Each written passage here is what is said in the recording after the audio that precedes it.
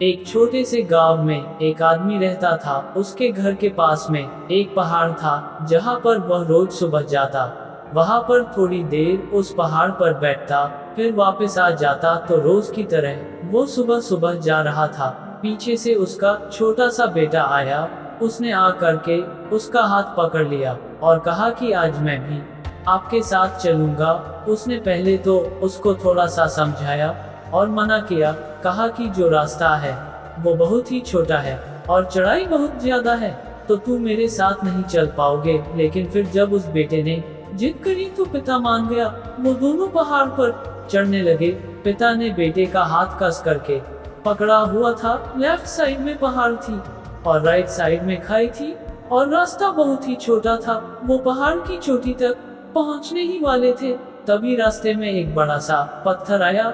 क्योंकि पिता उस रास्ते से रोज जाता था तो उसको पता था कि वहां पर पत्थर है, तो वह साइड से निकल गया। लेकिन जो बेटा था उसका ध्यान कहीं और था, तो उसका घुटना जा करके उस बड़े से पत्थर से टकरा गया। हैरान हो गया और उसे समझ नहीं आया कि वो क्या रहा है, क्योंकि वही इंसान जो उसका मजाक उड़ा रहा है, उसको तंग कर रहा है, वह उसके पिता को बोल रहा है कि मैं तुमसे बहुत प्यार करता हूँ। तो उसके पिता अपने बेटे को देखा और वो समझ गए कि उसके मन में क्या चल रहा है।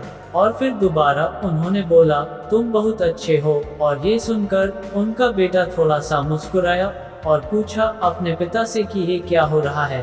फिर उसके पिता ने अपने बेटे को समझाया, ये जो आवाज तुम सुन रहे हो ना, ये किसी और की नहीं है, ये तुम्हारी ही आवाज है जो कि पहाड़ों में गूंज रही है और तुम्हें अपनी ही आवाज सुनाई दे रही है। जैसे तुम बोलते हो ठीक वैसा ही तुम्हें सुनाई देता है।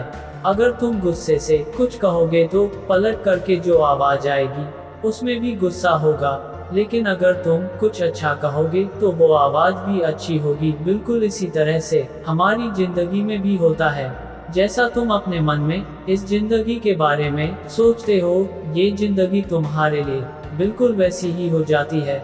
अगर तुम मन ही मन अपने आप से ये बोलते रहोगे कि मेरी जिंदगी तो बहुत बुरी है, तो तुम्हारी जिंदगी सच में बुरी हो जाएगी। और अगर तुम अपनी जिंदगी से प्यार करोगे तो तुम्हारी जिंदगी भी तुमसे प्यार करेगी। ये बात उस बच्चे के दिमाग में घर कर गई और फिर वे दोनों उस पहाड़ की चोटी पर गए।